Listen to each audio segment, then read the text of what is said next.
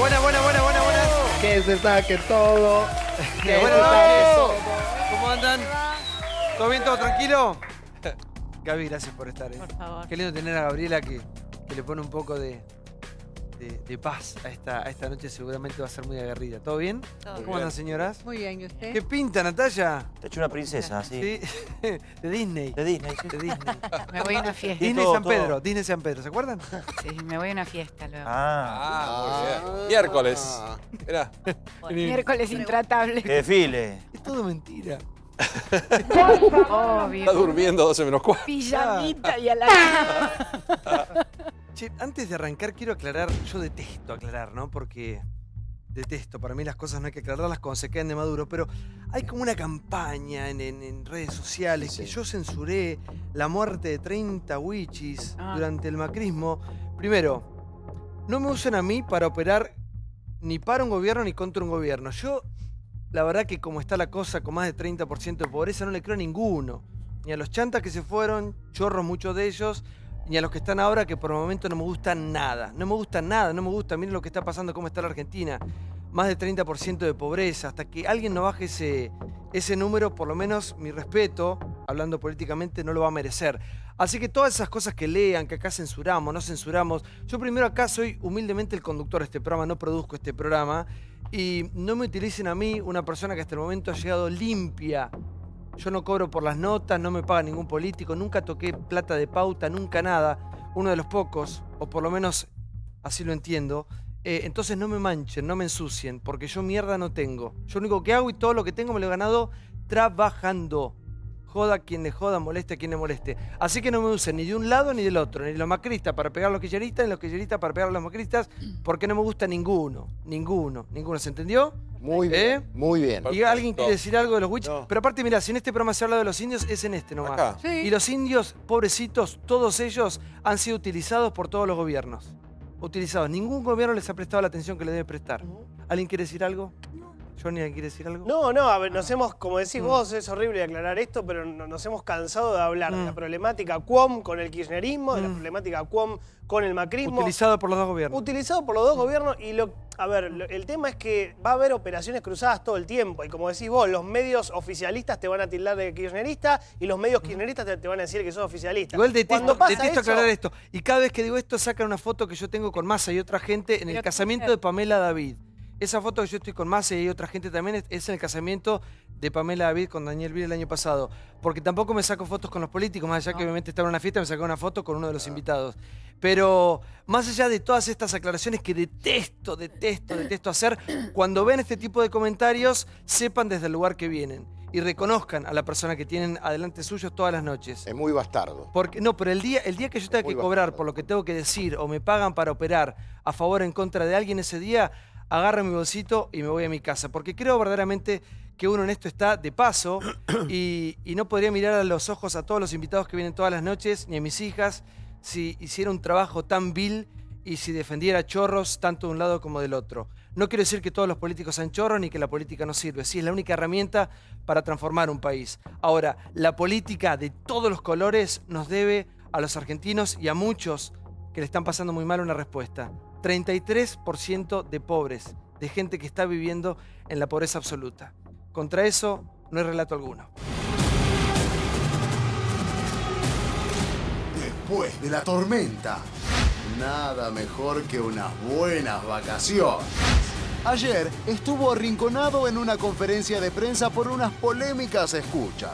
Pero hoy ya está pensando en un viaje a Estados Unidos con su hijo. Después de confesar que no se arrepiente de haber hecho lo que quedó expuesto en los audios, Daniel Angelici pidió una licencia a la presidencia de Boca.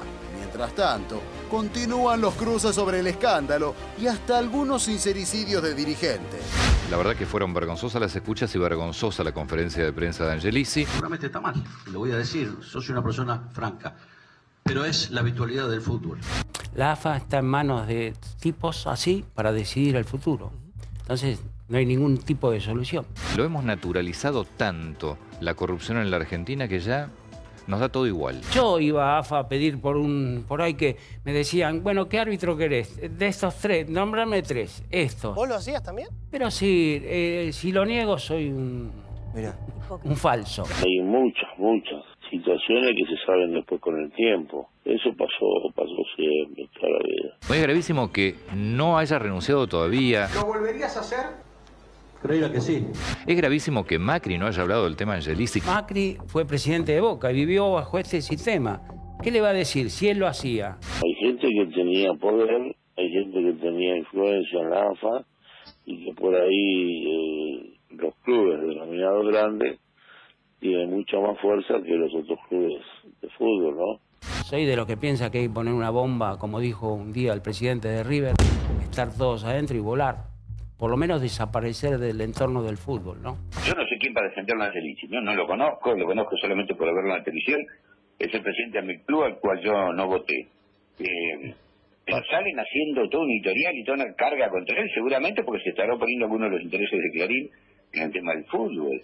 Angelici tiene una causa en la justicia, una denuncia de Elisa Carrió. El presidente de Boca Juniors, que interfiere en la justicia desde el club de fútbol con el consentimiento del presidente de la República. Angelici no maneje la justicia federal porque voy a ir contra usted. Bueno, nuevamente Lelita poniendo el dedo en la llaga. AFA Leaks día 2. Ahí está cómo se unen los temas, ¿no? Porque Carrió hace mucho que viene diciendo desde el año pasado que Daniel Angelici es un operador del gobierno de Mauricio Macri ante la justicia. La pregunta es si Angelici, más allá de lo que le conocimos ayer, tiene capacidad para ser operador en la justicia. ¿Tiene influencia en la CIDE? Sí, mediante Sebastián Di Stéfano y Darío Richarte, una persona que nombra en la conversación con Fernando Michans. ¿Tiene influencia en el Consejo de la Magistratura, este lugar para nombrar jueces o castigarlos? Sí, mediante Enzo Pagani. ¿Tiene influencia en la IGJ? Sí, mediante Sergio Brodsky. Mirá el poder que tiene Angelici. ¿Tiene amigos fiscales y jueces? Estornelli, Ple, Policita, Lijo, Ercolini, Servini de Cubría. Entonces, es una persona poderosa. Yo decía ayer, va más allá de ser el presidente de Boca. Por eso se esperaba hoy alguna palabra del presidente que está de vacaciones, hoy su cumpleaños, pero no dijo absolutamente nada, Macri. Ahora, la cuestión acá es que Angelici es un tipo muy poderoso, muy cercano a Mauricio Macri, y se espera que el presidente diga algo con respecto a esto. Y recordemos también Carrió que apuntaba, ¿no? Está judicializado, porque a poco de asumir el gobierno de Mauricio Macri, cuando muchos decían que las denuncias eran mediáticas, Elisa Carrió fue a la justicia. La carátula quedó como tráfico de influencias en una causa que instruye el fiscal Federico Delgado, y ella allí claramente expone que Angelici era un operador del macrismo en Comodoro Pi, lo que sucedía durante el kirchnerismo con otros operadores judiciales dentro del Poder Judicial, Julián Álvarez o Javier Fernández y tantos otros que aparecen mencionados en muchos de estos audios que están dando vuelta. La pregunta que todos nos hacemos es, cuando irrumpe esto y transparenta lo que muchos sabíamos, pero no estaba puesto sobre la mesa de manera tan fidedigna, es qué va a hacer el gobierno con estos datos, ¿no? Sí. Niembro, Arribas.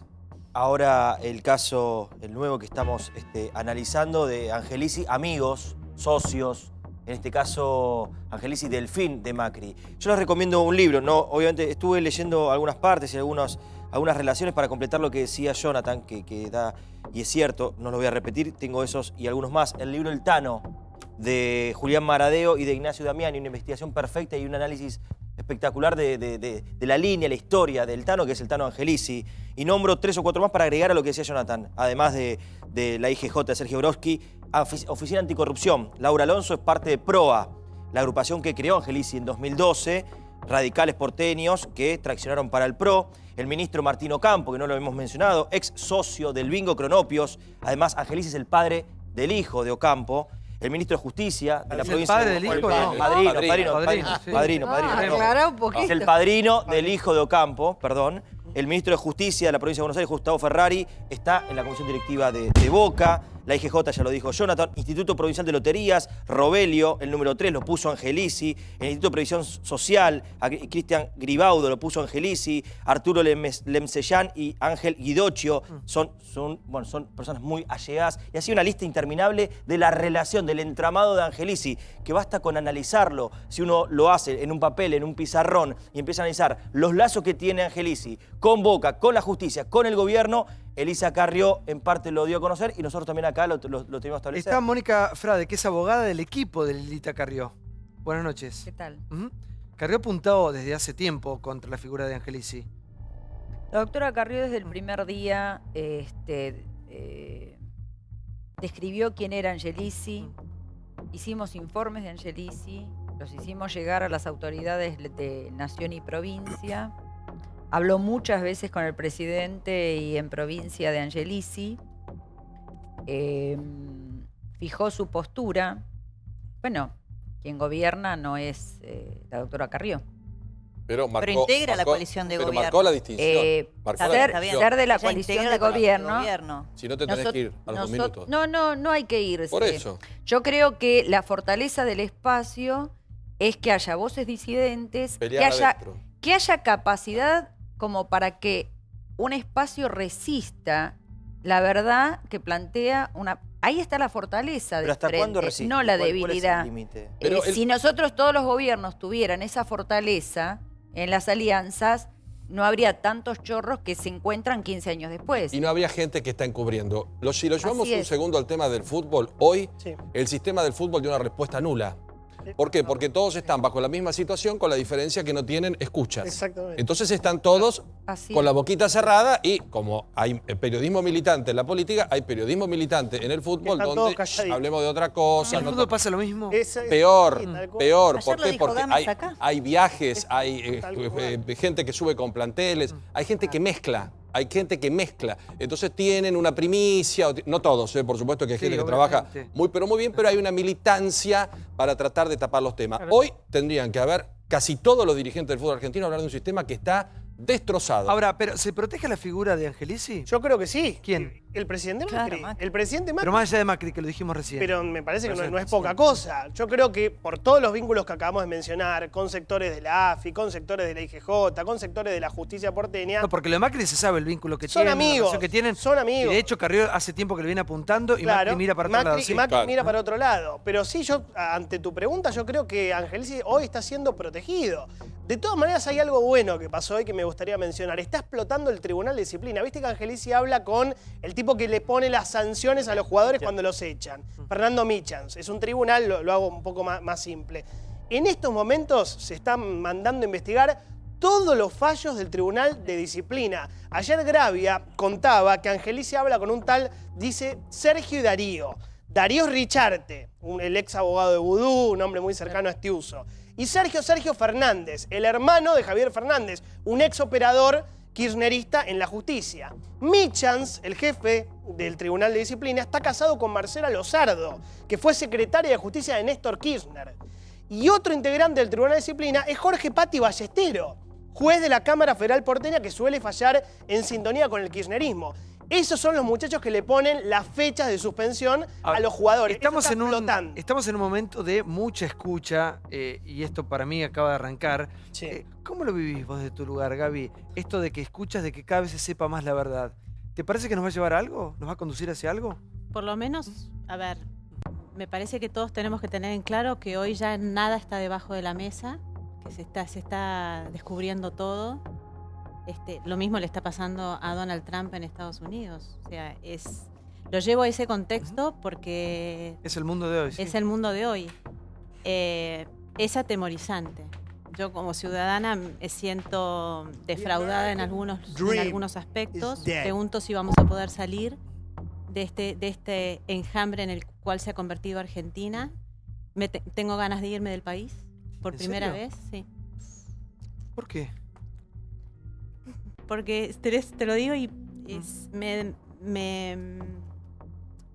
no me quiero quebrar, pero lo he hablado hasta con mi familia y demás, pero siento que Argentina llegó hasta un lugar, y lo digo hasta en mi trabajo por los derechos de los niños, ¿no? Donde está todo acabado. Todo el tiempo tengo que estar reevaluando la posición de porque la verdad es que yo tengo un trabajo misional muy grande con respecto a la infancia y fueron para mí de los 12 años de Néstor y Cristina, más los que están viendo ahora, de enormes, de tener que irme al llano. No puedo hablarlo mucho porque no me siento bien diciéndolo. Tranquila. Pero veo la pobreza, la vivo, me voy al impenetrable, yo recién te escuchaba y en realidad lo primero que tendríamos que hacer en la Argentina es entrar todos al impenetrable y tratar de estar, aunque sea un día, con los wichis, ¿no? No sé si tenemos el coraje y la valentía de ver la pobreza y el dolor que viven los wichis, y que yo me voy con Nati Petrosino, que ya hace 20 años ahí, al impenetrable de Formosa, y eso ya te demuestra que nosotros no tenemos la valentía ni la capacidad de poder resolver la desnutrición en Argentina, siendo Argentina un país tan rico. O sea, hay algo que no termina de fluir nunca. O sea, no termina de encontrarse la riqueza que tiene Argentina con miles de niños que están en extrema pobreza. Y a esto sumémosle las mafias. Las mafias, la droga ya entró a las casas de nuestra gente, ¿no? O sea, ahora tenemos que luchar con un monstruo más grande, que es la droga.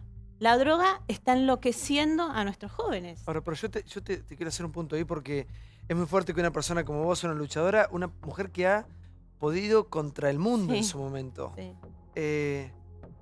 Y una historia con final feliz. Que vos me digas con toda tu fuerza que te querés ir del país, para muchos, por lo menos para mí, es muy triste, porque digo, bueno, si ella que la luchó, que la peleó, que tuvo fuerzas no sé de dónde. Pero Santiago, yo te lo digo desde mi pequeña agenda de trabajo, de todos los días. Le mandé 2 cartas a la canciller, proponiendo acuerdos bilaterales para que en un tema que yo lo llevo desde la historia de mis hijos, que le estoy tratando de resolver la historia a millones de niños que nacen de matrimonios multiculturales mixtos, argentinos, para que en el contexto de una pelea que se está llevando entre un padre y una madre, los chicos no queden en el medio, con acuerdos bilaterales, donde Chile ya me había dicho que sí. No tengo Argentina. Entonces decime, ¿qué hago? No sé qué hacer. O sea, le pido, por favor, ahora estamos con el caso de Carolina Pavón. Tenemos a la persona que me salvó a mí prácticamente la vida, de que no me destruyera como persona. Está trabajando vía Skype con Carolina Pavón, la argentina que está con estos problemas en Egipto. O sea, todo se maneja de una manera tan artesanal, tan pequeño, y somos un país tan grande, que la verdad es que, no sé, me encuentro, o sea, yo todos los días trabajo, me levanto y llevo adelante esta función, pero me siento sin Estado, siento que la gente también bajó los brazos. Y yo no quiero, la idea de irme del país no significa que yo deje no, la voy a triplicar, porque yo estoy llevando adelante algo que tiene que ver con una tarea mundial de cómo hacemos para encontrarnos Oriente y Occidente. Y para mí la posición hoy en el mundo es tremendamente peligrosa. Entonces, si Argentina, que tiene el leading case a través del caso de mis hijos, no puede llevar adelante porque no me reciben, no es un tema de agenda, no es un tema de Estado. Y fuiste algo también muy delicado que tiene que ver con la desnutrición. Año 2017 y hay chicos que se siguen muriendo de hambre en nuestro país. Citabas recién el caso de los wichis, ¿no? Mis imágenes utilizados políticamente por todos siempre. Ahora, vos recién decías, todos deberíamos ir al impenetrable, pero yo me pongo en el lugar de cualquier laburante de este país, que se levanta a las 5 o 6 de la mañana. Y ahora vamos a tener que trabajar más. Más. O sea, pero trabajar más significa en algún lugar descuidar más la atención a nuestros hijos, que hoy la necesitan y mucho porque están en un mundo muy difícil. Hay que enseñarles a los chicos cómo enfrentar la violencia, porque tenemos un modus operandi que es la violencia, cómo enseñarles a nuestros hijos sobre el tema de la droga y el alcohol, y cómo, defenderse en un mundo donde parece que no hay valores. Entonces tenemos que volver a convocar los valores a nuestras vidas, a nuestras casas. Ahora sí, no nos alcanza la plata. Cada vez está más difícil. ¿Cómo vamos a hacer? O sea, no se está trabajando para darnos más seguridad, aunque pareciera, ¿no? Pareciera, pero no. Es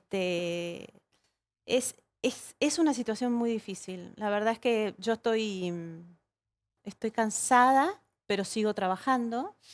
Y trato que el cansancio no me opere en contra de todo el trabajo que yo como persona tengo que llevar a cabo. Pero lo primero que dijiste que así te quebraste fue me quiero del país. Sí. Sí, yo empecé a buscar padrinos internacionales para poder, por lo menos, yo no sé si lo voy a ver, pero yo voy a, y es una promesa que te hago a vos y se lo hago a toda la Argentina, a tratar de construir el Tribunal Internacional de Familia. Tengo que buscar al líder del mundo que pueda llevar a cabo esa tarea, que va a ser una tarea muy grande. Porque la niñez, los niños, nuestros hijos necesitamos que nosotros los adultos hagamos cosas por ellos. O sea, estamos trabajando, no estamos trabajando en un mundo para ellos. La verdad es que no es lo que les... Ahora, pero yo recién te decía, ¿no? Una persona que se levanta cualquier laburante 5 o 6 de la mañana y lo único que hace es pagar impuestos. Sí, bueno, eso el es 50% de lo que uno produce va a los impuestos, va a las arcas del Estado.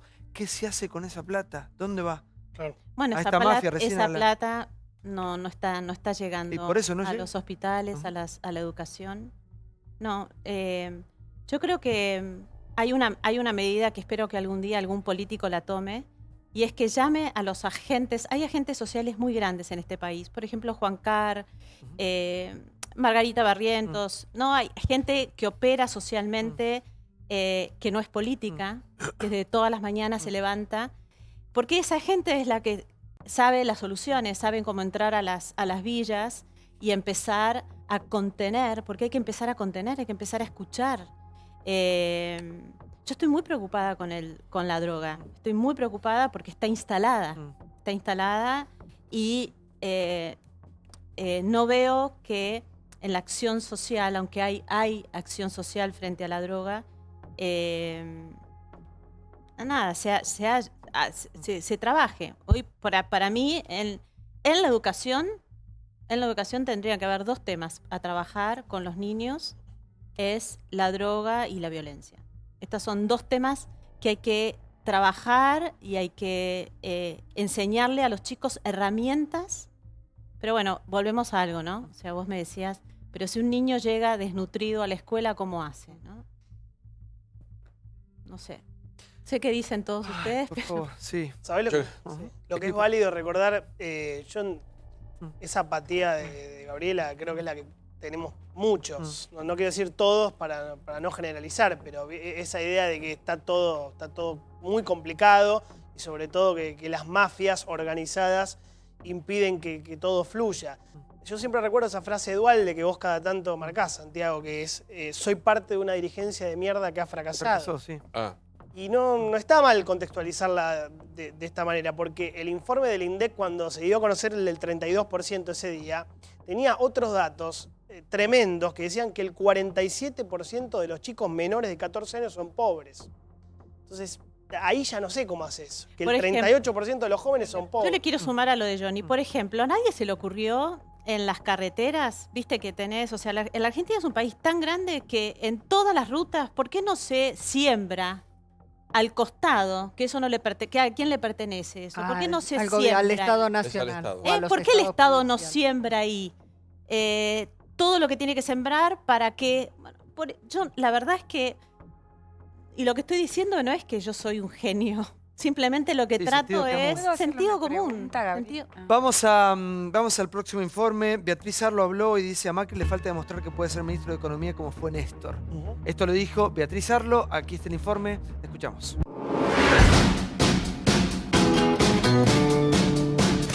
Ni con Cristina. ¿Crees que Cristina Kirchner tiene alguna chance a futuro? No tiene ninguna chance. Ni con Macri. Quizás él esté acostumbrado a un mando más centralizado, como es el mando de un CEO en una empresa. Ni con Barone. Conmigo no, varones, conmigo no. Sarlo no se casa con nadie. Pretty woman, walking down the street, pretty woman, the kind I like to meet, pretty woman. Durísimas declaraciones de la socióloga sobre el gobierno de Macri. Beatriz Arlo dudó de la inteligencia del presidente y hasta lo comparó con Néstor Kirchner.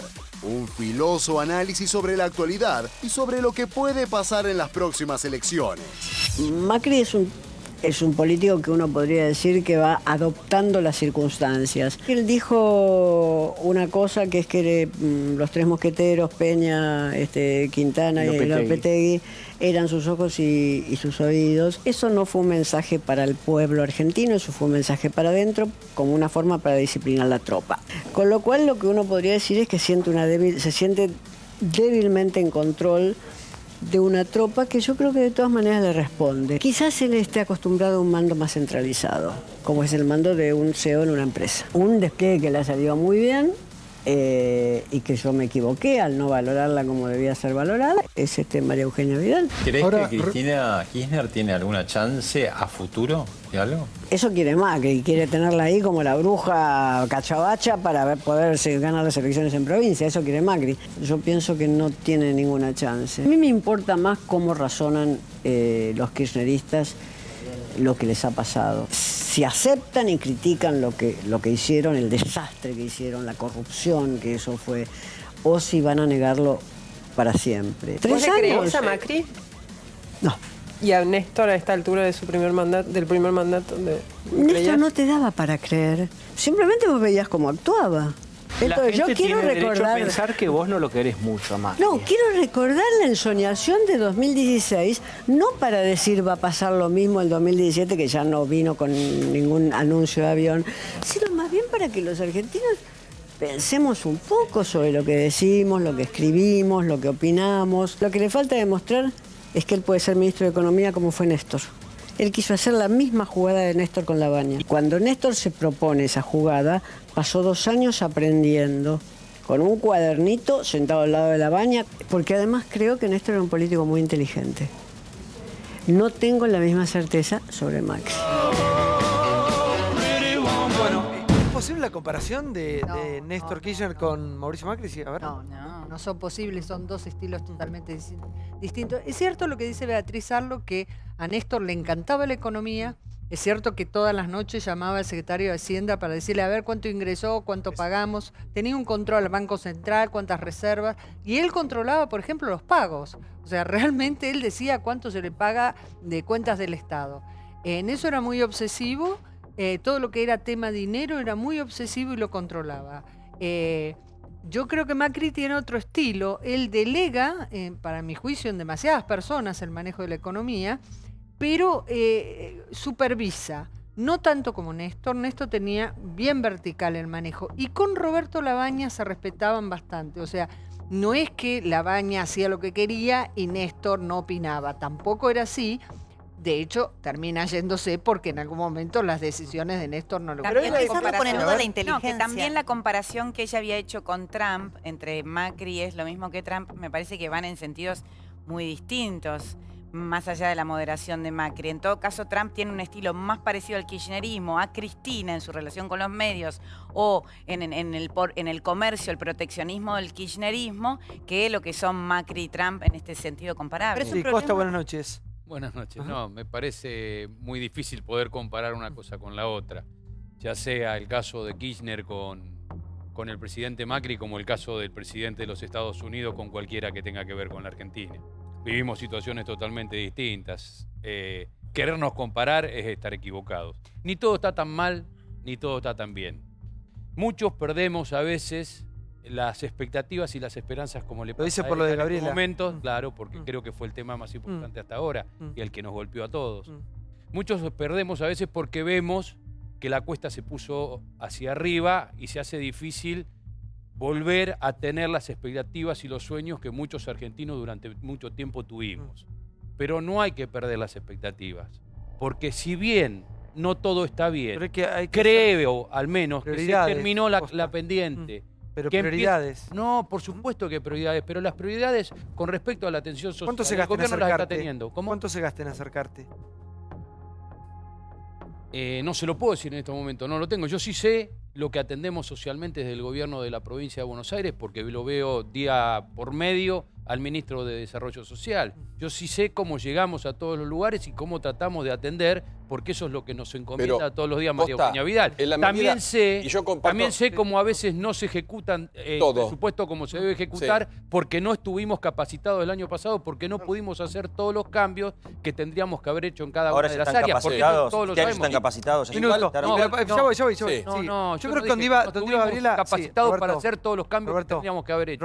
¿Por qué? Porque necesitábamos gobernar y necesitábamos tener un acuerdo en todas las cámaras, ya sea provinciales y nacionales, y para eso había que respetar el espacio de los otros. Igual yo creo que donde iba Gabriela es hablar de prioridades. Ella habla de que hay chicos, bueno, usted pertenece a la provincia, de que hay chicos en la provincia de Buenos Aires también, que le están pasando muy mal. Yo muy mal. Decía, todos hemos juntado, todos hemos trabajado y todos hemos mandado colectivos y camiones para el Chaco y para Formosa. Yo también sufro cuando voy a cualquier lugar del conurbano y un chico anda en patas en invierno. Esta es la realidad también, porque lo que viven los cuon, lo viven nuestros compañeros del conurbano y no desde hoy. Por supuesto, hoy hay 33% de pobreza. Empecemos a trabajar, ojalá hayamos llegado al piso y empecemos a subir. Yo estoy convencido que terminó la pendiente, que estamos en la etapa que empezamos a mejorar. Pero vamos a empezar a mejorar si todos, absolutamente todos, nos olvidamos de la crítica por la crítica misma. Hay mucho por hacer. Yo no estoy hablando yo no hablé de crítica, yo hablé de una realidad y me parece que, digamos, es hora de que los políticos se saquen los zapatos de políticos y se calcen, y se lo digo con todo, con todo respeto, que se calcen el zapato de todos nosotros. Porque nosotros somos los que sufrimos a la Argentina, yo desde mi lugar, el obrero desde su lugar, el niño que... Y realmente necesitamos una tarea que no la puede llevar solamente la política. La política tiene que llamar a todos los actores sociales que trabajan en la Argentina, llámese millones de jóvenes que están yendo a las provincias a ayudar. Yo creo que los socios más grandes que tiene hoy la política es esta gente, a la cual me incluyo, de que tenemos una enorme devoción porque amamos nuestro país, de salir adelante todos. Esto ya no lo va a hacer solo un político o un gobierno. Esto lo tenemos que hacer entre todos. Entonces, digo, ¿está la droga involucrada en la casa? Ok. Spot publicitarios en la escuela, empezar a trabajar. Tenemos que trabajar todos. No es solo... Ustedes no dan abasto, porque no da abasto la situación. Estamos en una situación de urgencia. O sea, cuando se muere un niño por la droga, cuando se mata a una persona, el país tiene que estar en luto. Yo ya lo dije la otra vez. Entonces, realmente tenemos que generar políticas que no solamente la lleven adelante la política, sino todos juntos. Es momento de que la Argentina asuma todo un rol protagónico, todos, y que estén volanteándose en los subtes, no sé. Hay formas de educar, hay que educar, tenemos que volver a la educación. Pero la diferencia en lo que yo estaba diciendo y lo que vos decís, ¿sabés por qué? Porque yo lo que planteo es que no perdamos las expectativas ni las esperanzas, porque la política tiene que articular con las entidades intermedias, tiene que con todos los actores de la sociedad para poder salir. No lo está haciendo. Esto acá no hay un presidente iluminado, ni lo hubo ni lo va a haber, que nos saque a todos si no nos ponemos entre todos. Y nosotros tenemos... Igual, vos perdés la expectativa. Nadie nos ha convocado. Y vos perdés las esperanzas. Nosotros no tenemos a lo mejor a quién referirnos para tratar un tema como el que vos durante tantos años trataste. Entonces, tu reclamo está muy bien. Y seguramente te han escuchado. Y los que te escuchamos vamos a tratar de ver si podemos hablar con alguien para que esto tenga... En la situación donde se puede solucionar, por lo menos la vía para que vos lo puedas llevar. Yo creo que la gobernadora tiene las mejores intenciones, ¿no? Lo que pasa es que, coincido con lo que decía Gabriela, no va a poder una persona ni un gobierno saldar tantas deudas pendientes. Ahora, empecemos a hablar de lo importante. Las prioridades. Pero también es un tema de liderazgo. A mí me parece interesante el análisis que hacía Beatriz Arlo, que en un momento ponía en duda la inteligencia, yo no lo pondría en ese rol, pero sí el tema del liderazgo respecto de Mauricio Macri. La verdad que ser líder político es ser un transformador de la realidad. Los líderes políticos, no sé, puedo pensar en muchos ejemplos en la historia argentina, es ir contra muchas veces lo que la sociedad piensa e imponer a través del liderazgo un cambio social. No sé, Alfonsín llegó y salió la ley de divorcio tan resistida, los juicios, por supuesto, vinculados con lesa humanidad y con la guerrilla. No sé, el kirchnerismo tenía audacia hasta para ser antirrepublicano con la reforma judicial que pretendía elegir a los jueces por el voto popular y tantas otras cosas. Me parece que Mauricio Macri no tiene ese liderazgo transformador que le permita ir por delante de la sociedad. Trata de esperar a ver lo que la sociedad quiere, lo que conviene, lo que la gente no resistiría como cambio, y va detrás de la sociedad. Ni lo que quiere ni lo que conviene está haciendo. Lo que la gente quiere ni lo que conviene. Sí, yo quiero hablar honestamente porque la verdad que me parece que a todos nos llega lo que dice Gabriela. La verdad es que cuando uno no va al impenetrable, cuando uno cruza la General Paz, se da cuenta que hoy el problema de la pobreza no es un problema de falta de zapatillas, es un problema mucho más profundo. Hoy tenés calles de tierra donde los pibes están chapoteando en charcos llenos de mosquitos, contagiándose dengue, con alacranes. Hace años que pasa, por eso yo no voy a entrar en esa lógica, porque yo no entro en esa lógica. Y antes de 12 años otros más. Y otros más, tal cual. Digo, No. esa me parece que es la gran deuda que tenemos los argentinos. Lo que sí me parece, lo que yo he visto todos estos años en los barrios, cuando uno va, es que estos problemas son mucho más profundos que poner plata en el bolsillo de la gente, que falta, por supuesto, y que hoy falta más, porque hoy hay menos consumo, y esto lo dicen los números, digo, no lo digo yo, pero digo, la verdad, hoy hay menos acceso al consumo, menos acceso a los alimentos, menos acceso a las zapatillas. Ahora, esto tampoco se soluciona solo con poner plata en el bolsillo. ¿Por qué? Porque en realidad hay un problema social tan profundo de años, de generaciones que han perdido muchas veces la posibilidad de tener una vida diferente. Claudia, se la han hecho perder. Yo creo que no estoy de acuerdo con Gabriela, porque creo que hay mucha gente, con todo respeto a tu caso, se levanta con mucho entusiasmo, vive con pocas cosas, tiene una ilusión y tiene un montón de valores para seguir cientos de mujeres que sostienen comedores, merenderos, no, pero todos ¿sabes los qué días, pasa? ¿Sabes qué pasa? Sí. Vivimos durante mucho tiempo creyendo cosas que no eran ciertas. No es que el narcotráfico llegó hace un año, que los pobres están hace un año, que este gobierno los incrementó. Pero vivimos con un montón de gente que sacó el asfalto de esa calle donde vos decís que los chicos caminan en la tierra, los alimentos de muchos, la educación de muchos, porque vivimos en una burbuja de una corrupción tan tremenda. Cuando uno escucha que a la expresidenta la embargan por 10.600 millones de pesos, no hay ningún tipo de duda que perdimos dinero por todos lados. Cuando vemos cosas todos los días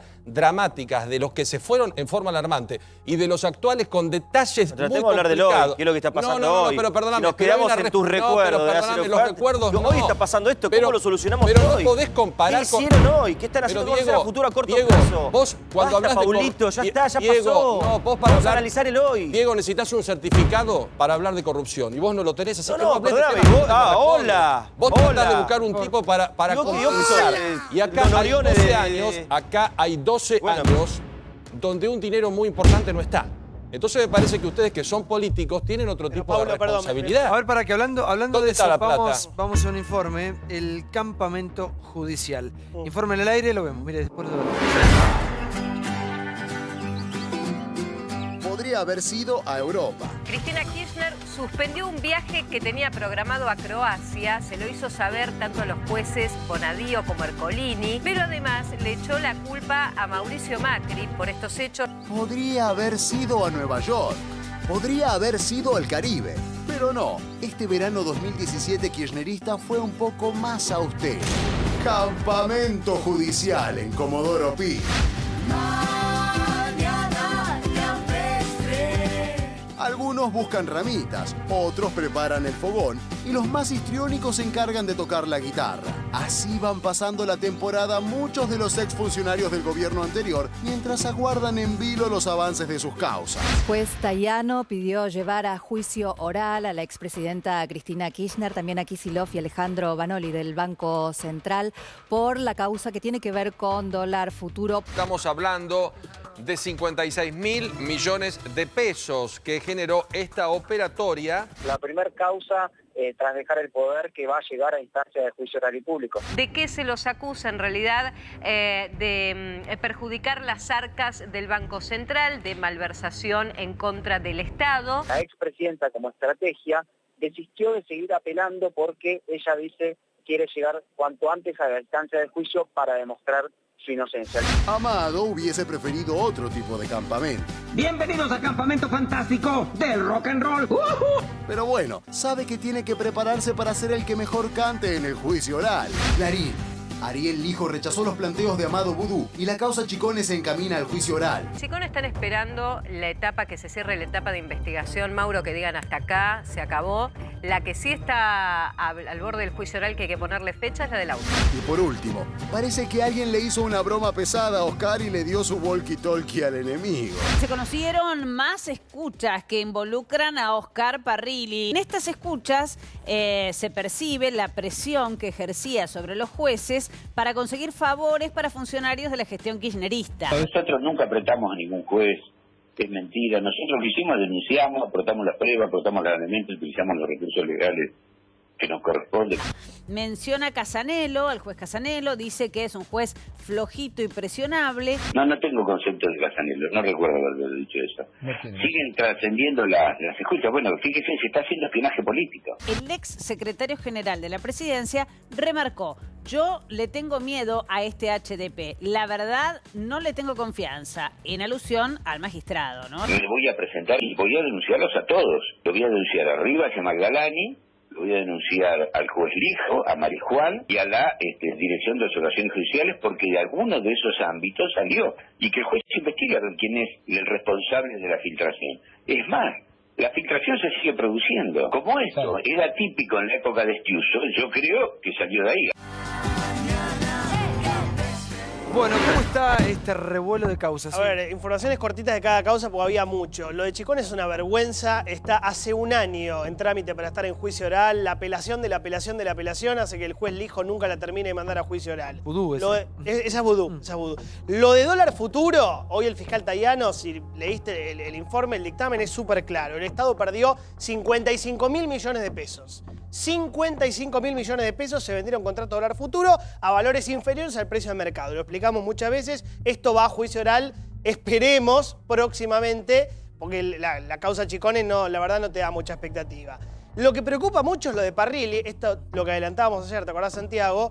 De la escucha hablando del juez Casanelo con Echegaray. Echegaray diciendo, che, estoy preocupado porque este tipo Casanelo me puede procesar por la ruta del dinero acá. Y la respuesta de Parrilli, antes hablábamos de Angelici como operador del gobierno macrista en la justicia. Bueno, acá es Julián Álvarez, el operador kirchnerista en la justicia. Él dice, la impresión que tengo es que es un flojito, que es presionable por Casanelo. Pero lo voy a llamar a Julián a ver qué hace. Julián es Julián Álvarez, el que era candidato a intendente de Lanús, el segundo de viceministro de Justicia de Julio Alac, de la Cámpora. Era el hombre que hablaba con todos los jueces federales cuando se rompe la relación de Cristina con Estiuso. Sí.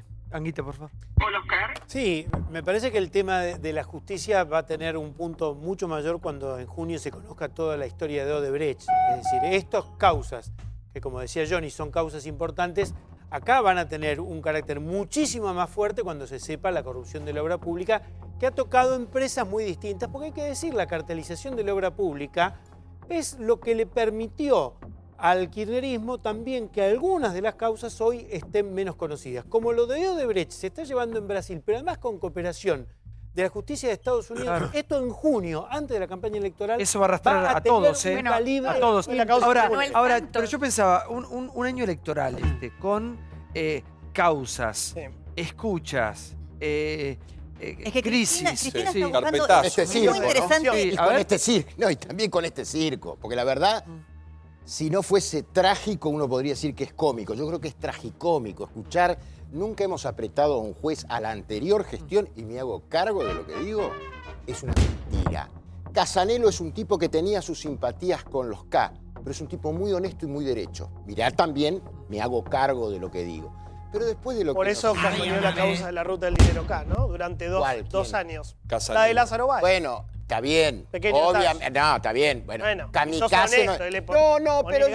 Yo creo, vamos a ver la historia judicial donde pone a cada uno. Porque tu amigo Bonadío tampoco es santo de mi devoción. ¿El de la servilleta de Corach? No, por eso. Tampoco. Y en realidad yo no pondría las manos en el fuego por ninguno de la justicia federal. Pero tampoco por Casanelo. Ahora, no, me animo a decirte que él por ahí no va a arriesgar en un clima político distinto su propia reputación en función de lo que se escucha en la escucha. Pero yo quiero rescatar lo que dijo la Arias Uriburu. Yo comparto lo tuyo. ¿Y sabés lo peor? Dos cosas. Primero, que no hay élites dirigenciales en la Argentina, con lo cual yo comparto tu desesperanza. Dos, los políticos no pueden ser comentaristas de la realidad. Tienen que operar sobre la realidad. Sí. Vos recién preguntabas qué va a pasar un año judicial con escuchas, con esta situación, los juicios que se vienen. Mira, hay un dato muy interesante. Tayano envió a juicio oral la causa Dólar Futuro, que es la primera que ya tiene en juicio oral a la expresidenta Cristina Kirchner. Vos fíjate que Cristina no apeló, teniendo como recurso, como le asiste a cualquiera en una causa, las instancias de apelación. Porque ella dijo que quería ir rápido a juicio oral, porque siente que ahí tiene una suerte de tribuna incluso para defenderse. Entonces, también hay una utilización política por parte del kirchnerismo de alguna de las causas judiciales, más allá de sentirse perseguidos por muchas de ellas, en esta particular, que es la de Dólar Futuro, en donde Cristina quiere una suerte de escenario. Mira, ¿hay una persecución? Mira, a mí me parece que estamos viviendo momentos terribles. Terribles. Lo digo desde ser una persona que ha apoyado y que creo que los 12 años de gobierno kirchnerista han dejado muchos derechos para el pueblo y que puedo al mismo tiempo ser muy crítica de algunas cuestiones. Y además me parece que hay que ser también muy crítico de la persecución de la ilegalidad con la ilegalidad. Yo estoy preocupada por el revoleo de llamadas y carpetas, porque digo, yo lo he visto desde la profesión de abogada y esta tensión permanente en la persecución del delito recurriendo a la ilegalidad. Y a mí me parece que no... ¿Son ilegales las escuchas? Yo creo que el origen de las escuchas no es ilegal, pero sí es ilegal. La provocación. El uso. La filtración. El uso, la filtración es ilegal. Pero no obviamente que el periodismo las va a mostrar, que están en el derecho, que cualquiera lo haría. No te gusta el periodismo. Como sociedad, por supuesto que uno tiene que ver con el fútbol y con la realidad, que se digan disparates tan grandes, porque después vamos y se filtran, si la corte, pues todos tienen responsabilidad. Pero que Parrilli diga los disparates que dijo, no hay forma de borrarlo. Que Angelici diga lo que dice, no hay forma de borrarlo. Después el resto es un contexto, me persiguen, me espían. Vos no tenés tu teléfono pinchado, tal vez sí, difícil que aparezca una escucha tuya, muy difícil. Pero en el marco de una escucha legal puede aparecer. Pero quédense con lo que escucharon. Hoy la Corte Suprema pidió un informe para saber cómo se filtran las escuchas. La Corte Suprema de Ricardo Lorenzetti, que nombró al camarista Martín Irurzun, persona de confianza de Lorenzetti. Nombraron a Juan Rodríguez Ponte, persona de confianza de Lorenzetti. Nombraron en el área a personas sin concurso. ¿La Corte no sabe cómo se filtran las escuchas? ¿En serio no sabe cómo se filtran las escuchas? Maestro Isela, buenas noches. ¿Viste? Estoy asustado. Sí. Yo llego recién de Mar del Plata y escucho toda esta barra. Primero quiero saludar a esta hermosa mujer, luchadora de tantos años, con mi esposa siempre, nuestra admiración por el ser humano que es. ¿sí? Y la verdad que estaba pensando con relación a los niños. Yo soy provinciano y he recorrido mi país allá en otra época, y lo sigo recorriendo, pero también recorro el continente. Y nosotros los argentinos, es verdad, es nuestro problema, pero nos miramos mucho el pupo nuestro. Y todo lo que está ocurriendo acá está parecido en otros países hermanos de Latinoamérica, lamentablemente. Fíjate que es muy simple lo que voy a decir. Los changuitos del gran Buenos Aires, ¿no? Que no van a la escuela y que no tienen buen alimento, esa cabecita seguramente no va a funcionar bien. No, obvio. Es una lógica de 2 más 2, 4. Pero las estructuras, si no están trabajando con proyectos concretos, acá tampoco vamos a sacar las conclusiones que tendríamos que exigirle a los políticos, a los que tienen a su cargo el Estado, la responsabilidad enorme que tienen, y si no la cumplen, tienen que dejar a otra gente que caramba pueda hacer. Eso es la democracia. Ella trajo un ejemplo de fondo, Santiago, un tema de fondo. Yo de verdad que tengo mucha bronca. ¿Qué hago con mi bronca? Si yo agarro la guitarra y me saco la bronca. Ella que tiene un pensamiento tremendo. para Me hacer. quiero ir del país. Esa frase es horrenda. Horrible. ¿Quién tiene la culpa de eso, Santiago? Los que no cumplen con su misión. Los que se han puesto al servicio de la nación y no hacen su trabajo. Se la han robado. Quiero decir que yo, Sí, digamos, hay algo muy importante que quiero decirle a Pablo especialmente. Soy una mujer que me levanto todos los días. No, ya sé, y vos dijiste que salís a trabajar. Hago mi obvio. resiliencia y, digamos, expuse algo que siento profundamente con todo mi dolor, porque este país me lo dio todo para luchar, ¿no? Y en contraposición a eso, yo armé una fundación para trabajar por todos los niños, no solamente de Argentina, sino del mundo.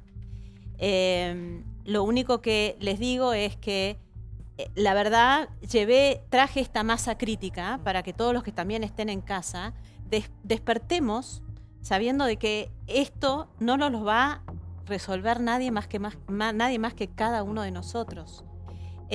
Para mí, la solución de la Argentina hoy está ahí porque veo a la política claramente con muchos problemas.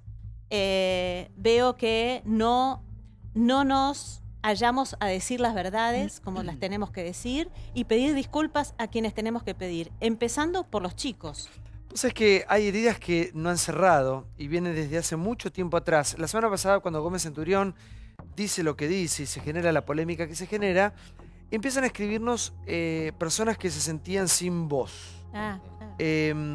La otra historia de la historia. Simplemente acá lo que hicimos fue escuchar a gente que durante todo el tiempo, durante todos estos años ha reclamado ser escuchados y no han tenido la posibilidad. En este caso nos visita Silvia Ibarzábal. Buenas noches, Silvia, ¿cómo te va? Silvia es hija del teniente coronel Jorge Ibarzábal, secuestrado en enero de 1974 y asesinado en noviembre de ese año por el ERP. Buenas noches. ¿Qué tal? Uno cuando dice militares y cuando se refiere a ese momento, por más que en el 74 no habíamos nacido, pero ya contextualiza un momento de tensión, de guerra, de la historia más sangrienta de la República Argentina. Todos tenemos más o menos una postura formada con lo que hemos escuchado. ¿Cuál es la historia de ustedes, Silvia? Tuya en particular. Sí, bueno, la historia nuestra es que estamos buscando un reconocimiento de que también pasaron otras cosas en la Argentina y que hubo otras víctimas. Tomando tus palabras, yo también voy a decir de que acá hubo una guerra. Y si te fijas, en el año 74 era periodo democrático, ¿no? El presidente de la nación, el general Perón, era un presidente constitucionalmente elegido. En ese momento por el 62% del pueblo. Una guerra, pero con un Estado con mucho poder, ¿no? Igual estamos hablando de 74, época de democracia. Sí. ¿A tu padre lo mata quién y en qué contexto? Bueno, atacan una unidad militar, más o menos arriba de 100 personas que pertenecían al Ejército Revolucionario del Pueblo, para atacar la unidad, que ellos querían llevarse armas. Mataron a un soldado, mataron a otro jefe, mataron a la señora delante de sus hijos y dejaron cantidad de heridos. A mi padre se lo llevaron secuestrado durante 10 meses. Ese fue el contexto. ¿Y vos qué edad tenías en ese momento? 18. 18 años. ¿Y qué recordás de ese momento? Bueno, porque una foto de tu padre muerto, ¿no? Hay muchas que están dando vueltas por las redes. Una es esta, pues no sé si como quieras. Así nos devolvió el ERP a mi papá, muerto en un armario de madera, de chapa, con 3 balazos de Magnum 357. Él estaba drogado, estaba dormido, amordazado y con las manos atadas. Así el ERP nos entregó a mi papá, después de 300 días y con 30 kilos de peso menos. Pero yo no quiero victimizarme porque en realidad acá la víctima fue él. Nosotros tuvimos al alcance de nuestra mano todo para poder superarnos. Bueno, este es el contexto, si era lo que vos me preguntabas. Claro, me acuerdo de todo. Esa fue la pregunta. Me acuerdo de todo porque nosotros vivíamos enfrente a la unidad militar. Nos pasamos la noche tirados en el piso porque entraban las balas por la ventana. Me acuerdo de las ametralladoras, de las granadas. Me acuerdo de los helicópteros que bajaban a buscar los heridos. Me acuerdo de los tanques, el ruido que hacen los tanques cuando entraron a defender la unidad. ¿Por qué crees que pasaron tantos años y esa herida aún no cierra? Porque ni de... Uno escucha las palabras, los relatos de madres o de abuelas, o el otro día estaba en este programa Vicky Donda, ¿no? Y lo que cuenta verdaderamente es escalofriante. ¿Qué ha pasado con la historia de ustedes y por qué no se ha llegado por lo menos a un punto de encuentro para empezar a sanar las heridas, ¿no? Bueno, yo creo que en principio los primeros años de la democracia todos llevamos un luto silencioso. Y como no sentíamos agresión de ninguna parte, de ningún gobierno, por lo menos tan evidente como se hizo en el gobierno anterior, nos mantuvimos tranquilos. Creo que las autoridades salientes hicieron que reaccionáramos, nos conociéramos entre nosotros, nos contáramos nuestras historias. Y creo que los organismos de derechos humanos se han movido durante todos estos años, más de 30 años, a diferencia nuestra. Y esto uno lo observa porque cuando hablan de 30.000 desaparecidos, que no que son 8.000, que no que son 30, en realidad no importa la cantidad, lo que importa es la situación.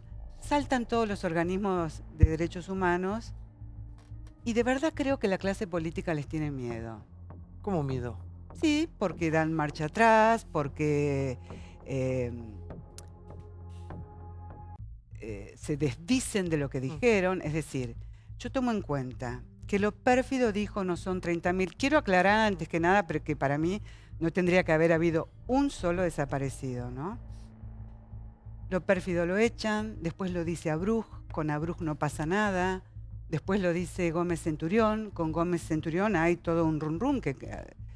Entonces creo que el rum rum, todas estas cuestiones de desestabilizar, está creada por los organismos de derechos humanos. Igual cuando decimos es una guerra, pero con diferencia de poder, ¿no? Y de responsabilidades.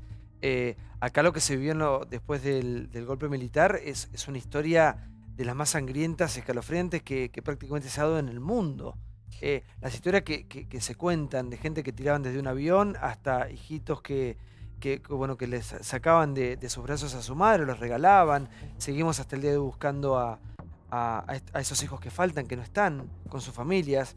Digamos, hay mucho dolor, no es que es un relato o es una historia que alguien inventó y que queda lindo contarla. Es sangre que ha corrido. Claro, ha corrido mucha sangre, por eso digo que es una guerra. Esto comienza, digamos, con decretos firmados por María Estela Martínez de Perón, con Luder. Esto fue, sí, un golpe militar. ¿Y a tu padre por qué lo matan en particular? Sí. ¿A tu padre por qué lo matan? Lo matan porque querían canje por guerrilleros que estaban detenidos de forma legal. ¿Lo querían usar a cambio? Claro, no querían dinero, querían canje por guerrilleros. ¿Y no accedieron? No. Por ejemplo, pidieron canje, lo puede saber acá el señor Anguita, por Invernici, que fue el soldado entregador del Comando de Sanidad, donde mataron al teniente coronel Duarte Ardoy. Buenas noches, Silvia. Buenas noches. Yo fui militante de la organización del Ejército Revolucionario del Pueblo y del relato que vos hacés, y me alegro que lo digas con palabras serenas, tengo muy pocas cosas para contradecir. Lo único que creo es que nos merecemos un debate respecto de que considero que eso no fue una guerra. Yo lo dije acá el otro día y lo he dicho en más de una oportunidad. Vivíamos quienes éramos militantes de esa organización y de muchos otros sectores que estábamos en una guerra. Sin embargo, cuando uno toma distancia y mira cómo se desarrolló el aparato del Estado desde el golpe del 55 en adelante, no hubo una guerra, sino que hubo una confrontación que en algún momento tuvo episodios armados y violentos, de los cuales fuimos protagonistas muchos jóvenes, pero también muy violentos de parte del Estado y de las Fuerzas Armadas, que tenían una doctrina de aniquilación de sus adversarios. Este debate nos lo merecemos. Yo he dado testimonio de eso en los libros La Voluntad, están contados, incluso el relato del intento de acopamiento de Azul y de la muerte de tu padre. Yo no le he esquivado absolutamente a nada de eso y creo que una parte de la conciliación que nos merecemos los argentinos es a decir la verdad y a escucharnos. Respecto del canje, yo no supe exactamente qué consistía, nunca tuve una información propia, te lo digo, vos lo vivirás con mucha intensidad y sinceramente esto no tengo nada para ocultarte porque me enteré por información periodística. Invernizzi no cayó en el copamiento de Azul, cayó en el copamiento de Sanidad. Claro, sí, es lo que dije. Esa modificación. Y creo, cuando vos decías que ustedes, los que fueron víctimas de las organizaciones guerrilleras, no han tenido voz, yo creo que sí que han tenido voz, que la siguen teniendo, y han tenido voces muy variadas. No siempre con la serenidad y la franqueza con la que vos te expresas, y me parece que eso es lo que sí necesitamos tenerlos, no para jugar un River Boca, para decir esto, para sanar una guerra, porque acá hubo una tragedia. Sí.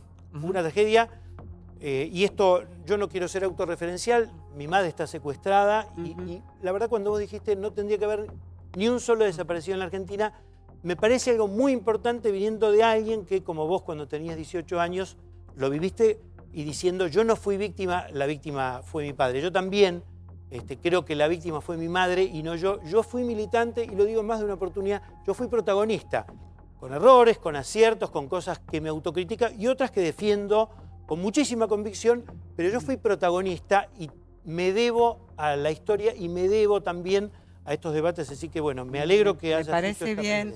Son 2 segundos, quiero leer una cosa, porque justamente como estamos debatiendo, que fue el discurso que dijo el presidente de la Nación al día siguiente del ataque a la unidad, porque este es un caso emblemático.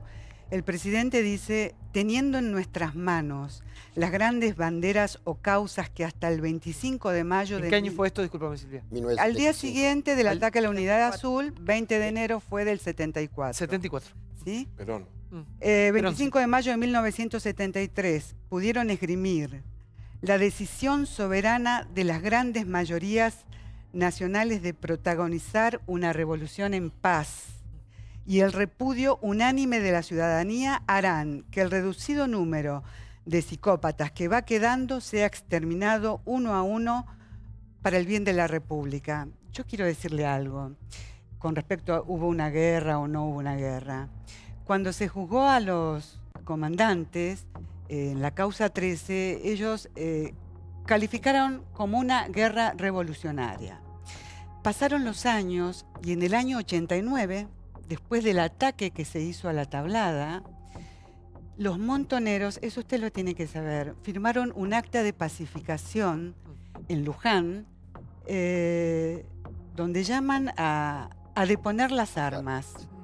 Esto lo firma Firmenich, lo firma, bueno, Vaca Narvaja, Perdía, Montoto, puedo seguir, lo firma el Buró de los Montoneros. Y ellos califican como guerra civil intermitente. Ese acta que usted se refiere tenía algo mucho más importante y más trascendente de lo que yo estoy completamente opuesto, que era un intento de olvido, de amnistiar a los crímenes de lesa humanidad de la dictadura. Yo creo que nos merecemos el debate, pero el camino judicial que inició la Argentina, precisamente con la causa 13, que usted hacía referencia, que se hizo durante el gobierno de Alfonsín, me parece que fue un camino muy justo. En todo caso, creo que sí merecen calificativos muchas de las acciones armadas protagonizadas por el ERP y los montoneros, de los cuales muchos protagonistas, aunque hayamos participado, como yo participé, de un intento de ocupamiento de un cuartel, pasados los años tengo que tener una visión muy autocrítica.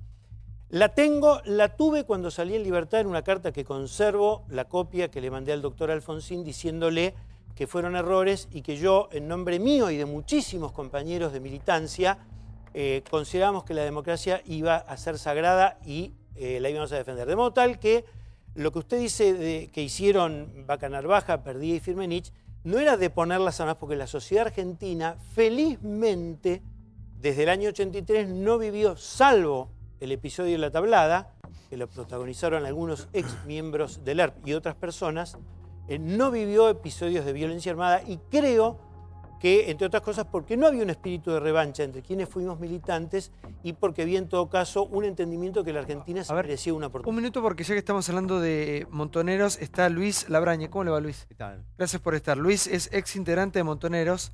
Lo escucho, por favor. Buenas noches. ¿Qué tal? Buenas noches. Sí, yo no coincido mucho con lo que dice Anguita. En otras cosas sí, por ejemplo, digamos, la palabra tragedia que no se estaba usando, me parece una palabra absolutamente correcta, la tragedia. Pero coincido con Silvia que fue una guerra. Por empezar, toda la documentación, tanto de todas las organizaciones armadas, hablan constantemente de una guerra popular y prolongada. Tendríamos entonces que ponernos a definir qué es una guerra o no es una guerra. Con respecto a los crímenes de lesa humanidad, hay una cosa que se nos pasa por alto. El crimen de lesa humanidad, el germen, digamos, el embrión, es la guerra. Cuando un hombre entra en guerra, se convierte en un monstruo. A partir de la guerra, todo es lesa humanidad. ¿Y quién fue o quiénes fueron los monstruos? Todos. Porque la sociedad no está exenta tampoco, pero por supuesto fue pacífica, fue pasiva. Pero si nosotros vemos, por ejemplo, que en el proceso militar los intendentes o algunos gobernadores o secretarios de estados eran todos civiles y de partidos políticos tradicionales, no podemos decir que no participaron. Estuvimos al borde de una guerra civil. ¿Por qué el Estado participa? Y es lógico, el Estado es mucho más poderoso que una organización guerrillera, pero también, digamos, lo fue en su momento, los bolcheviques fueron débiles en su momento, también los cubanos, también Ho Chi Minh. Es lógico que el Estado va a lanzar en defensa de su estructura lo que son sus fuerzas de seguridad, que son las fuerzas de defensa del Estado. Porque lo que dice acá Silvia es que ellos durante muchos años no tuvieron cómo ponerle voz al sufrimiento, es decir, no encontraban la manera. ¿Sentís que ha llegado un momento de empezar a hablar de la otra historia, que ustedes empiezan a poder contar la otra historia, la que vivieron, ¿no? En tu caso. Muchas gracias por darnos este espacio, Santiago. No sé si te lo dije antes. Yo creo que el debate... Yo te cuento cómo lo hago. Lo que intentamos, a los que no habíamos nacido ahí, estamos armando, o que no la vivimos por una cuestión generacional, estamos armando un rompecabezas. Es cierto que uno ha visto mucho de un lado. Uno está entendiendo el sufrimiento de ustedes sin olvidar el poder que tenían los militares y sin olvidar tampoco lo que pasó. Vos también fuiste una víctima, bueno, tu padre decís, y para vos tu padre, más allá de lo que hacía, era tu papá. Y estás hablando hoy pidiendo justicia por él, seguramente como lo hacen miles de familiares. Ahora, aquí hay mucha gente que no tiene absolutamente nada que ver, que era independiente a cualquier tipo de acción o pensamiento, y fue víctima también de este enfrentamiento, llamémoslo guerra o no, después lo podemos discutir, sí. Sí, como decía Luis, yo creo que en esta violencia política de los 70, si les gusta más que se hable así, perdimos todos. O sea, perdieron los que combatieron, los que quedaron heridos, los que quedaron lisiados. Perdimos los que quedamos vivos, porque a 40 años seguimos estando hablando de esto. Y de verdad creo que, como decía el señor Anguita, nosotros nos debemos un debate para rever lo que pasó y que muchos sectores tienen que hacer una autocrítica. ¿Cómo cuáles? Porque creo que por acción o por omisión... ¿Pero cuáles? Porque mucha gente la iglesia, claro. La prensa, disculpas. La dirigencia empresaria. La dirigencia empresaria. La dirigencia política. Exactamente, muchos sectores, porque de una o de otra forma han estado implicados. Entonces creo que eso es una cuestión de responsabilidad civil.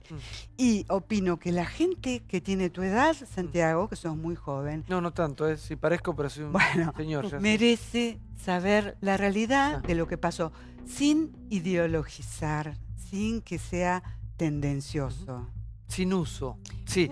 Quiero escuchar al maestro Isela, por favor. Santiago, usted se exilió, ¿no? Se está hablando como que todo ocurrió acá en la Argentina. Y ya en el año 73, frente a un gobierno democrático como Salvador Allende, los militares pegaron un golpe, uno de los más feroces de la América Latina, ¿sí? Y no es una cuestión de la Argentina, ocurría en un contexto internacional recontra conflictivo, y los muchachos del norte mandaban órdenes, y los militares de acá iban a estudiar a Estados Unidos cómo reprimir a la gente. César, pero era una guerra fría, era una guerra fría, había dos bandos, ahí sí que estaban claramente dos bandos.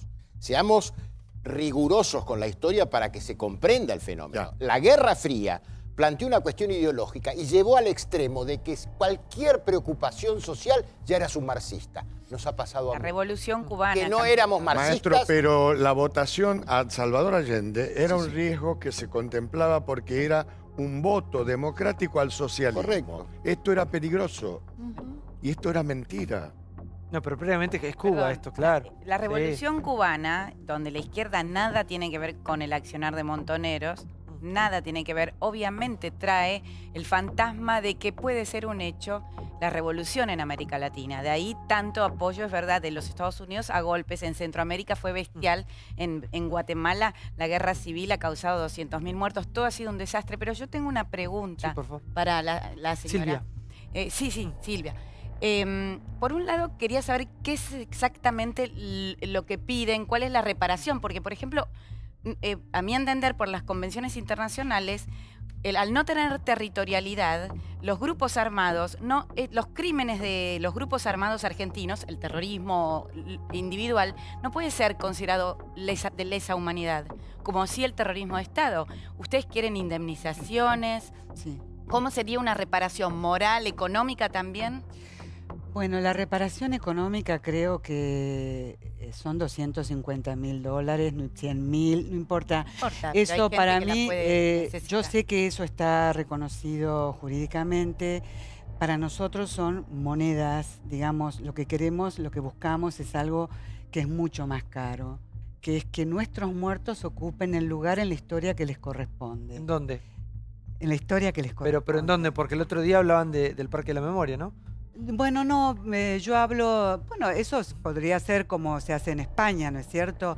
Pero yo hablo desde la educación, que los alumnos... Ustedes dicen que se contó una sola parte. Sí, sí, claro. Durante estos últimos años. Sí, por supuesto. Quiero terminar con la idea.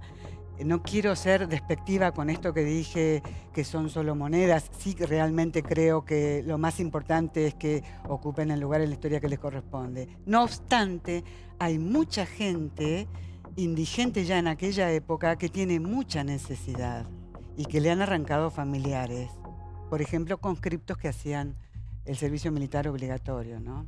Eso es el reconocimiento al que yo hago referencia, al reconocimiento moral, al reconocimiento histórico. Y no hablo de un parque de la memoria, sino que creo que esto tiene que estar en los libros, en la educación de los chicos, en los manuales. Bueno, no sé si siguen usando manuales. Como que sienten que es desigual el trato a los muertos del terrorismo de Estado, de la dictadura, del régimen militar, que los muertos a manos de grupos armados en la sociedad. Y por lo que vos me estás diciendo, da la sensación que hay víctimas buenas y víctimas malas. No. O sea, yo creo que las víctimas... No, te estoy preguntando si sienten que socialmente se los trata de manera desigual. Sí, absolutamente. Sí, a ver, doctora. Sí, estamos todos de acuerdo y en estos días se habló que un desaparecido es lo mismo que un montón. Y estamos hablando de los desaparecidos de hace 40 años. Nosotros tenemos a Julio López y tenemos a Luciano Arruga, que han desaparecido hace apenas unos años, y ellos no son desaparecidos. O sea, estamos hablando de los desaparecidos y de que un desaparecido vale un montón, y todavía no nos hacemos cargo de los últimos 2 en democracia, que ha sido gravísimo y es un tema que no le dimos ninguna importancia. Entonces, a mí me parece que la verdad tiene que ser hasta el final, todas las verdades, y nos tenemos que hacer cargo de la reciente, si no nos podemos hacer cargo de las de hace 40 años. Sí, Anguita, por favor. Yo creo que hay que tirar puentes. Me parece que es una época de... ¿Y qué te une a vos con ella? Me une la necesidad de conocer la verdad. Y me parece que escuchándonos tenemos una cercanía. ¿Vos lo ves a él como un enemigo, Silvia, hoy? Para mí es medio fuerte estar al lado de él, que sé que ha sido un integrante del ERP, pero sí tengo muy buena relación con el señor Labraña. Y toda persona que esté dispuesta a debatir, yo me puedo sentar tranquilamente a hablar. Él, ¿no? Debatir por ahí no me gusta la palabra, pero compartir, esto de los tirar puentes en el sentido de que uno en algunas cosas puede llegar a coincidir, en otras lleva mucho tiempo a entender. Yo te voy a decir algo, disculpame que te tutee, que sentimos buena parte de los que vivimos esa militancia y tenemos familiares desaparecidos. Las listas de los desaparecidos formaron parte de un plan sistemático. Existen esas listas. Las personas que hoy tienen 40 años, tu edad, y tienen la identidad fraguada, también son víctimas sostenidas. Esto, por supuesto, no te incluye a vos, porque estás diciendo algo totalmente diferente, pero creo que en ese diálogo tiene que haber gente dispuesta también a decir la verdad y a dar a conocer estas cosas. Y quiero decir algo que me une a lo que vos decías cuando hablaste de los soldados conscriptos. En alguna oportunidad me invitaron y por cuestiones circunstanciales no pude ir a Formosa cuando se hacía el aniversario de la muerte de los soldados conscriptos en un ataque que no fue de la organización a la que yo pertenecía, sino de Montoneros. Y tenía dudas de ir. Y te voy a decir, hubo alguien a quien yo conocí en la cárcel y que no tengo una afinidad personal y probablemente tampoco política, que es Kunkel. Y Kunkel estaba de acuerdo en que se hiciera esa reparación. No lo llamé nunca para decírselo, pero me pareció muy bueno. Y creo que tenemos que buscar este tipo de cosas. Probablemente la palabra tragedia nos encuentre y es una nebulosa. Comparto con lo que decía Labraña, en los periódicos de la época y en la vivencia que teníamos los militantes, hablábamos de la guerra revolucionaria. Pero muchos años después, cuando uno ve que estaba Stroessner, que en el año 71 Banzer da el golpe, que en el 73 Brasil, lo dan los uruguayos, que en el 64 lo da Brasil, que cuando uno podía hablar con personas que iban al colegio militar, porque yo tenía amigos que habían elegido esa carrera, te enterabas de cosas que eran dramáticas. Entonces, yo con esto no quiero justificar, pero sí digo, en este debate vamos a tener que escuchar muchas cosas que nos incomoden y las necesitamos. Silvia, contame cómo era tu vida. Vos eras una adolescente hija de un militar. ¿Cómo era ser la hija de un militar en los 70? Previo al golpe, ¿no? No. Nosotros vivíamos, nuestra vida era como la de cualquier persona. Íbamos al colegio, teníamos nuestros amigos. Mi padre era un hombre muy dedicado al trabajo, así que se iba muy temprano, nunca llegaba antes de las 7 de la tarde. ¿Y cómo fue el día que no llegó? Y lo que pasa, Santiago, es que la situación es muy traumática por el hecho del ataque en sí. Esto fue muy traumático para nosotros. Yo te dije que vivíamos enfrente. Y después la espera eterna porque no era época de celulares, no era época de internet. Había que esperar alguna carta, algo. Y el peor final. Ustedes esperaron, vos me dijiste, 300 días. Exactos. 300 días, sí. Exactos. Esperaste por tu padre hasta que aparece muerto. ¿Cómo fueron esos 300 días? ¿En qué momento ustedes se dan cuenta que el desenlace o por ahí el final era inevitable, no? En realidad es que uno nunca piensa que va a... hubo un hombre, un industrial secuestrado con mi papá un par de meses. Y él, cuando salió, le dijo a mi mamá, no esperen encontrarse con una persona emocionalmente normal. A uno no le importa nada, uno lo que quiere es verlo, uno quiere estar con él. Porque aparte, Santiago, pasamos a ser, aparte de la muerte de él, personas distintas para toda la vida, ¿sí? Y mientras lo tenían secuestrado, uno pensaba, bueno, no importa que salga mal anímicamente, emocionalmente, yo lo quiero tener. Nunca perdés las esperanzas. Recuerdo que nos llamaron a las 5 de la mañana para decirnos que habían encontrado un cadáver. Y bueno, nos prepararon a todos hasta que sonó el teléfono a las 7 y nos dijeron confirmado. No, es una situación de shock muy importante en la cual nosotros vivimos varios años, pues una situación de conmoción, que bueno, que entiendo que también le debe haber pasado a la otra gente que ha sufrido. A lo que él cuenta que perdió su madre, ¿no? A la otra gente que también debe haber sufrido. Pasó por lo mismo, sí. Claro. Sí. Señora. Yo vuelvo a repetir lo que dije la otra vez. Los 70 eran violentos. Había una gran parte de la población que no era violenta, pero era una época violenta. No se puede analizar los 70 con la mirada de hoy, porque hoy por ahí nos peleamos fieramente aquí, pero la sociedad de los 70 era violenta, tiene que ver con un contexto internacional, y hoy cosas que yo en ese momento repetía por ahí con convicción, que había que llevar a un modelo como el de Cuba, y hoy no las diría jamás, porque además la historia enseña, la historia también nos hace comprender que las cosas no son tal como son, de hecho, lamentablemente no lo fueron. Por lo tanto, yo coincido con Anguita, yo también me arrepiento. Si yo pudiera volver el tiempo atrás, con la información que hoy yo tengo, con el resultado que hoy veo, pero ni loca hubiera estado creyendo que podíamos hacer eso. Pero yo insisto en algo que cuesta comprender hoy, y qué bueno que cueste comprender. Que cueste comprender que uno tomaba un colectivo para ir a la facultad y de golpe el colectivo era frenado y te hacían bajar. Era el control, era habitual, o sea, no se te ocurría no salir con el documento. Y esto le pasaba a cualquier persona. ¿Para qué quiero escuchar a los artistas de ese momento? Yo recién te preguntaba si te habías exiliado, me dijiste que no. ¿Qué pasaba? Porque no sé si fue tu caso, pero muchos... También en el 66 con el golpe de Onganía, la noche de los bastones largos, ¿sí? No y es el poca cosa. 69. Y se descompuso hasta que Lanuse invita al general Perón que a ver si tiene o no tiene para volver. Y el general, no le da el cuero. ¿Eh? No le da el cuero. No le da el cuero, exactamente. Y él demuestra que le da el cuero.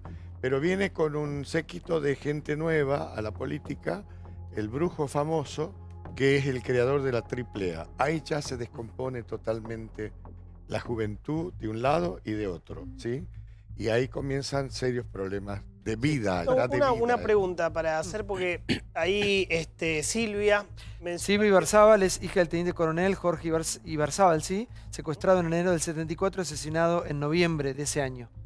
Silvia tocó un tema que me parece que está bueno, que es el tema de la complicidad civil con la dictadura, que acá muchas veces lo tocamos en los aniversarios. Por lo general, ella hablaba de la dictadura cívico-militar. Y vos decías, hay medios que tienen que reflexionar sobre cómo informaron. No sé si dijiste sindicato, si no lo digo yo. Sí, sindicato. Me gustaría que profundicemos en ese tema, porque empresarios que estaban cómodos viendo cómo sus propios sindicatos se terminaban, un sector de la iglesia que de alguna manera justificaba el accionar de la dictadura. Me gustaría, por favor, que profundices ese tema. ¿Cuáles son los sectores civiles que de alguna manera avalaron, legitimaron o estaban cómodos con la dictadura? Sí, bueno...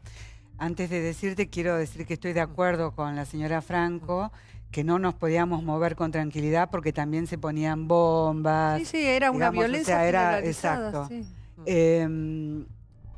Me refiero, basta entrar en Google, como lo deben hacer todos ustedes, para ver los diarios de la época, cómo pedían que se hagan cargo de la situación social que era absolutamente descontrolada. Esos mismos medios... En el advenimiento de la democracia, daban una versión absolutamente distinta. Esto basta, Jonathan, con entrar en Google y ver. Lo mismo digo con la... Y tuvo que ver, perdón, que algunos medios se hayan quedado con empresas gracias a la dictadura, por ejemplo. Digo, más allá de las convicciones ideológicas. ¿Hubo negocios, además? Yo la verdad que no lo conozco, no podría contestar. Mi pregunta era por papel prensa. Sí, no, me imagino, sí. Claro. Pero no podría contestar eso. Sé que eso estuvo en los medios, pero no podría decir... Sí.